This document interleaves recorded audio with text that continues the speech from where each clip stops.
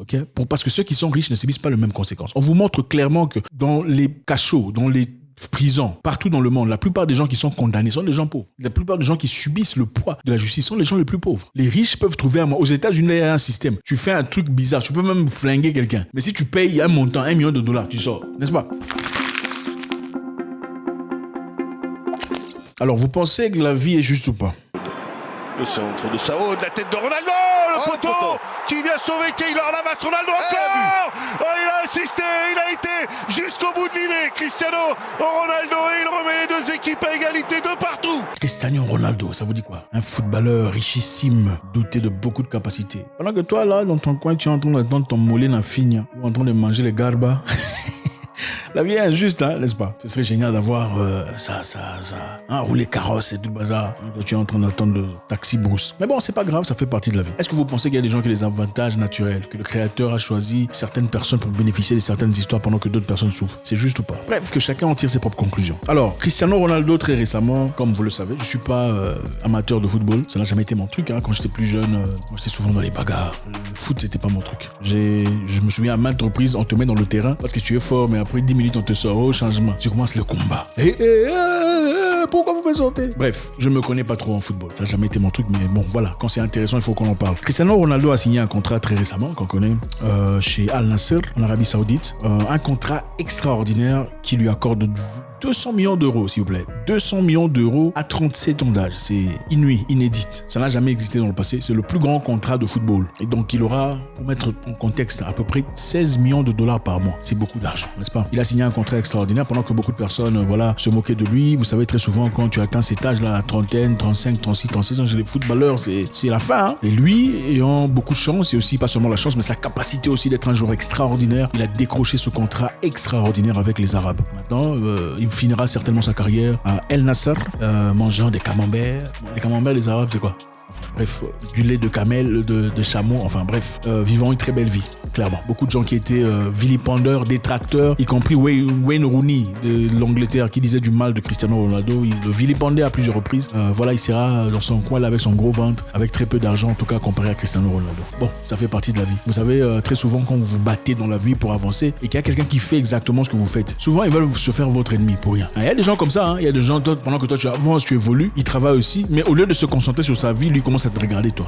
Lui d'ailleurs, comme ça. Wayne Rooney a fait un commentaire, plusieurs commentaires d'ailleurs, disant que Cristiano Ronaldo se comporte un peu comme s'il était spécial et tout le reste. Mais bon, regardez les deux, estimez vous-même qui est plus grand que l'autre. Enfin bref, quelquefois je pense que c'est mieux de se taire, de faire un commentaire vraiment bidon. Bref, pourquoi on parle de Cristiano Ronaldo? Cristiano Ronaldo vivra dans les 2 ans qui arrivent en Arabie Saoudite. Vous savez, ce sont des pays qui sont très intéressants, hein, des lois qui sont particulières. Il faudrait, quand tu vis là-bas, s'accorder aux lois, s'accorder aux dispositions locales. Et voilà, monsieur ne sera pas épargné. Ce qui est intéressant ici, qui a fait beaucoup de bruit, en Arabie Saoudite, par exemple, je vous donne un exemple, 2 personnes qui ne sont pas mariées, c'est-à-dire un homme et une femme, ne peuvent pas cohabiter. Vos histoires là d'aller, viens, là-bas on va te condamner, petit. Ça ne rigole pas. C'est pas la France, c'est la Belgique, dans le coin là-bas où il y a des sans-abri dehors. Enfin bref, il y a beaucoup d'Africains qui quittent l'Afrique. Moi, je comprends pas. Comment les Africains peuvent quitter l'Afrique pour venir dormir dehors en France? Tu quittes chez toi à la maison, tu as un lit, un matelas, tu as en tout cas le nécessaire. Tu manges, tu bois, tu vis. Tu quittes chez toi pour aller dormir dehors, à la Belle Étoile, à Paris. Je suis à Paris. Faut rentrer, les amis. Bref, donc je voulais dire, en Arabie Saoudite, il y a des lois. On dit, un homme et une femme qui ne sont pas mariés ne peuvent pas dormir dans une même maison. Même au Qatar aussi, je pense. Au Qatar, d'ailleurs, aujourd'hui, si vous allez en voyage, par exemple, toi et ta copine ou peu importe, vous allez en voyage à Bali, par exemple, vous allez en voyage en Thaïlande, je sais que vous n'aimez pas trop les voyages, vous aimez seulement Paris et France. Vous allez quelque part dans un truc exotique, il faut passer par Qatar, par exemple. Quand vous arrivez à Qatar et qu'il faudrait passer la nuit parce que votre vol c'est le lendemain, on va vous dire de montrer votre, comment vous appelez ça? Attestation de mariage. Pour dormir dans une même chambre, il faut montrer attestation de mariage. C'est leur loi. C'est peut-être lié à l'islam, mais c'est leur loi. C'est la loi sur place. Alors, en Arabie Saoudite, c'est la même chose. Tu ne peux pas vivre avec une femme ou vivre avec un homme avec qui tu n'es pas marié. Maintenant, Cristiano Ronaldo qui a décroché un contrat de 200 millions de dollars vit avec une femme. Il a une femme à côté de soi, c'est sa compagne. Georgina, je crois qu'elle s'appelle. C'était une femme qui a été avec lui pendant très longtemps. Bref, mais ils ne sont pas mariés. Ils ont combien? 4 enfants, je crois. 4 enfants, si je ne me trompe pas. Évidemment, pour avoir 4 enfants avec une femme et vivre comme on vit aujourd'hui, c'est-à-dire qu'ils mènent une relation excellente. Donc ça veut dire que mener une relation excellente ne veut pas nécessairement dire qu'il faut être marié. Je ne vous décourage pas de vous marier. Marier est très important pour notre culture, mais je comprends Cristiano Ronaldo n'étant pas un Africain, donc il n'est pas obligé de traverser les paramétrages africains. Donc lui et sa compagne vivent très bien. Ils sont comme mari et femme, mais ils ne le sont pas légalement. Ils n'ont pas le document officiel disant nous sommes mari et femme. Donc techniquement parlant, ils ne devraient pas aller vivre en Arabie Saoudite ou seraient sujets à vivre sur ses épaules le poids de la loi saoudienne. Parce que voilà, en Arabie Saoudite, beaucoup de gens sont arrêtés dans ces conditions-là. Maintenant, ce qui est intéressant ici, après des investigations, après avoir discuté avec des lawyers, c'est-à-dire des avocats proéminents, ils informent que Cristiano Ronaldo sera évidemment épargné de cette loi. Intéressant, non? Épargné complètement de cette loi. Il viendra, donc il vivra avec sa femme ou comment vous appelez, sa compagne, qui n'est pas sa femme légalement, la maman de ses enfants, sans difficulté, contrairement à la majorité des gens qui ne peuvent pas le faire. C'est-à-dire 2 poids 2 mesures. Ah oui, évidemment. Il y a une loi pour les riches et une loi pour les pauvres. Je suis content pour lui. Je pense qu'il est un homme heureux. En tout cas, ça se voit à travers les photos, tout ça, sa famille. Voilà, qui sommes-nous pour le juger, évidemment. Mais il y a une loi pour les riches et une loi pour les pauvres. Si vous essayez ça, on va vous faire des choses. Vous serez choqués. Alors, je voudrais qu'on comprenne ici. Le monde dans lequel on vit n'est pas aussi beau qu'on le prétend. Ok, on vous présente des lois qu'il faut respecter, des lois par lesquelles il faut vivre, regir, mais ce n'est pas toujours des lois applicables chez tout le monde. Voilà un autre exemple, par exemple. Nous avons le prince de l'Arabie Saoudite. Ok, vous savez, les États-Unis, c'est la police du monde. Quand tu fais quelque chose, on dit human rights, droit de l'homme, tout le reste. Il y a un monsieur en Arabie Saoudite au nom de Khashoggi. Khashoggi était un très proche du kingdom, c'est-à-dire du roi. C'était un journaliste, un chroniqueur, expert qui présentait des éléments très intéressants par rapport au royaume saoudien. Pendant longtemps, il a travaillé à côté des rois et ça a été très bien. Mais à un certain moment, il a commencé à condamner ce que le roi faisait. Ok, parce que ce qui se passait là-bas, vous savez, ce n'est pas toujours la justice comme vous connaissez. La justice démocratique et la justice royale, c'est pas la même chose. Le roi, il est suprême au-dessus de la loi. Il décide ce qu'il veut. Si tu vas vivre, c'est lui qui décide. Si tu vas, c'est lui qui décide. Alors, Khashoggi a commencé à s'exprimer par rapport aux injustices qui se passaient dans le royaume. Ok, il a décidé de fuir. Il est parti. Il a quitté le pays pour partir aux États-Unis. Arrivé aux États-Unis, il a continué son travail, tout ça, de publiciste. Il a aussi rencontré une jeune dame turque très jolie qui est devenue sa girlfriend, donc sa copine. Comme les femmes, vous savez comment mettre la pression, genre il faut m'épouser, il faut m'épouser, il faut m'épouser. Khashoggi voulait être un homme bien. Il est rentré en Turquie pour aller épouser sa femme. D'accord, arrivé en Turquie, évidemment, pour épouser quelqu'un, il faut présenter les documents de ton pays d'origine, n'est-ce pas? Alors, lui étant saoudien, où est-ce qu'il aura les documents de son pays d'origine s'il n'est pas apte de rentrer en Arabie Saoudite? Parce que s'il rentre en Arabie Saoudite, évidemment, il sera arrêté pour avoir dit des choses sur le roi ou le royaume, n'est-ce pas? Alors, étant en Turquie, il est parti directement à l'ambassade saoudienne pour retirer des documents nécessaires afin d'effectuer son mariage avec sa bien-aimée. Alors, le monsieur, pendant qu'il partait dans l'histoire, là, dans l'ambassade, il a dit à sa dulcinée, attends-moi, je suis, pourquoi je suis comme ça? C'est grave, vous pouvez pas allumer le climatiseur. Aïe, c'est pas possible. Vous savez, quand tu viens de Moscou, Moscou. Bref. Ouais, ça m'arrive de temps en temps. Ça m'arrive de temps en temps de faire Moscou, faire le pôle Nord, de faire un peu...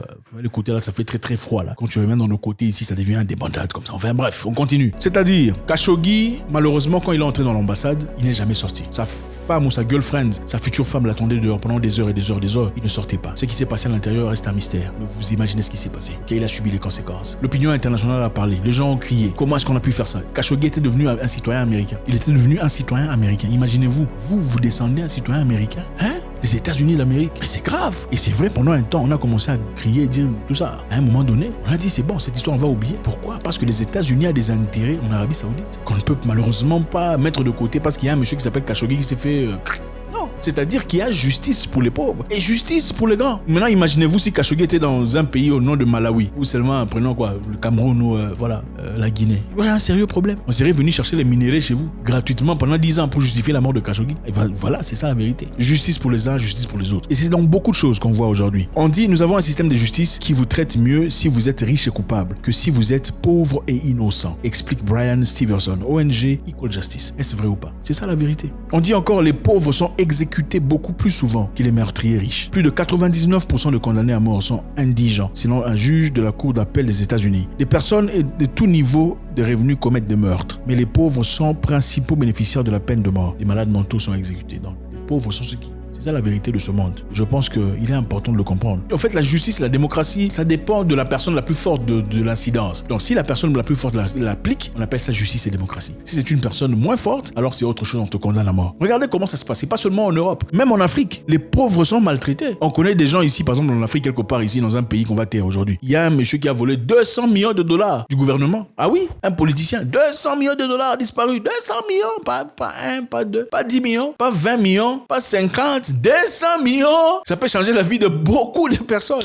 Une seule personne, franchement. Les gens aussi, les Africains, vraiment, vous êtes bizarres. 200 millions, tu peux même pas voler 30, construire les routes. 200 millions du vol. On le jette en prison. Mais quel genre de prison? Prison VIP avec climatiseur, champagne, tout ça. Maintenant, regardez en Afrique même comment on traite un voleur de bananes. Non, regardez en Afrique comment on traite un voleur de bananes. Non. Vous dites que ce sont les Blancs qui ont... Regardez en Afrique comment on traite un voleur de bananes. Vous avez, j'ai vu dans les endroits ici des gens qui ont été... Parce qu'il a volé, il est comme ça en train de demander aidez-moi. Pourquoi? Parce que dans le passé, il a volé une pomme, il a volé du poisson. C'est injuste. Traitement de poids de mesure. Donc autant on le fait chez nous, c'est vrai, on voudrait bien condamner les autres, les pointer du doigt, dire qu'ils sont injustes et tout le reste. Il y a un traitement pour la mélanoderme, il y a un traitement pour les gens qui sont nous. Non, la réalité c'est que le spectre va partout. Je suis content pour Cristiano Ronaldo. Pour son contrat, c'est un jeune homme qui a bossé et travaillé très dur dans la vie pour en arriver au lit. Mais je pense que c'était important de passer ce message. Je suis toujours en train de suer. Bon, Moscou et la Scandinavie. La justice n'est pas toujours ce qu'on pense. Et ce qu'on vous dit aujourd'hui ne veut pas nécessairement dire que c'est vrai. Seulement parce que ça vient du gouvernement. Ok? C'est pas seulement le fait que ça vienne du gouvernement qui authentise ou qui clarifie une histoire. Donc, il faut toujours remettre en question les choses. Oh, on fait ça pour votre bien. Quel bien? Comment vous savez que c'est pour mon bien? Ok? Parce que ceux qui sont riches ne subissent pas les mêmes conséquences. On vous montre clairement que dans les cachots, dans les prisons, partout dans le monde, la plupart des gens qui sont condamnés sont des gens pauvres. La plupart des gens qui subissent le poids de la justice sont les gens les plus pauvres. Les riches peuvent trouver aux États-Unis, il y a un système. Tu fais un truc bizarre, tu peux même flinguer quelqu'un. Mais si tu payes un montant, $1 million, tu sors. N'est-ce pas? Tu sors! C'est ça la justice. Non, la justice, c'est que tu fais un truc, tout le monde a vu, tu ne peux pas sortir, tu restes dedans. Donc, il y a aussi beaucoup de gens qui n'ont pas fait grand-chose. Le simple fait de n'avoir pas eu de l'argent pour payer ce qu'on appelle bail dans certains pays, caution dans certains endroits, ils sont restés là moisir pendant très longtemps. Donc, même la justice a besoin de réforme. Il faut des gens ayant des mœurs, ayant des valeurs profondes pour appliquer cette dite justice. Ce qu'on remarque ici clairement, c'est quoi? C'est que Cristiano Ronaldo vient de changer la loi d'un pays, d'un royaume. Vous imaginez? Un footballeur vient de changer la loi d'un royaume. Incroyable. Beaucoup d'humains en ont été incapables. Mais lui, il change la loi. Son opulence, sa présence, sa quintessence, son charisme, son argent surtout, son influence. Au fait, on dit que l'équipe de football, El Nassr, a gagné plus de 25 millions de followers en une journée après avoir signé Cristiano Ronaldo. Ils ont gagné 25 millions de followers. Imaginez-vous un peu l'influence que monsieur apporte. À cause de lui, on va changer la loi. Ils seront beaucoup plus libéraux. Bon, quelquefois, je me demande, les gens parlent, disent qu'ils sont religieux et tout ça. Mais bon, la religion aussi fluctue selon les intérêts. C'est quand même bizarre. Prenons un autre exemple vraiment abruti. Regardez par exemple, très souvent, quand un pays arrête un espion ou une personne d'un autre pays, pendant qu'un autre pays possède une personne de ce pays-là, comment ils font? Ils font l'échange, n'est-ce pas? Vous avez notre concitoyen, on fait l'échange. Prenons un exemple concret. Les États-Unis a dans ses prisons peut-être une personne russe. Les Russes ont dans ses prisons un Américain. Comment ils font? Ils échangent nos prisonniers, comme ça l'affaire finie. Vous savez que ces histoires ne se passent que quand les prisonniers sont des gens proéminents, des gens influents. Vous là, vous allez moisir en prison. Oui, vous allez moisir. Récemment, on a changé le monsieur qu'on a appelé le marchand de la mort, le monsieur qui vend les armes, tout ça là, le russe. On l'a changé avec qui? Avec une basketteuse américaine. C'est la numéro 1. Ce n'était pas n'importe qui, une n'importe qui. Voilà. C'est-à-dire que la justice s'est appliquée à des gens qui sont influents. Qu'est-ce que ça nous dit? Jusque-là, en tout cas, il faut faire un effort pour devenir soit influent ou carrément quitter cette société qui est complètement bizarre. Je pense qu'elle est bizarre. Parce que voilà, les avantages, on dit d'ailleurs dans un livre que je respecte, celui qui a, à celui qui a, on va rajouter, et à celui qui n'a pas, on va retirer même le peu qu'il a. C'est ça. La banque te prête de l'argent. Au fait, si tu n'as pas d'argent, tu demandes à la banque, on te dit non, merci. Désolé, on n'a pas d'argent maintenant pour prêter. Si tu n'as pas d'argent, on va rien te donner. Mais si tu as de l'argent en banque, la banque commence à te contacter. Les appels, les messages. Bonjour monsieur, on a autant voilà de millions. Est-ce que vous voulez? Oui, la banque fait ça. On commence à te proposer des investissements. Oui, il y a une entreprise qui performe correctement. Est-ce que vous pouvez y placer autant d'argent? La banque te propose. Mais quand tu n'as pas, on te dit jamais comment il faut investir. On t'explique pas comment tu peux te faire de l'argent. Beaucoup de gens s'en font beaucoup d'argent pendant Covid. Bon, je vais pas parler de ça. Au revoir.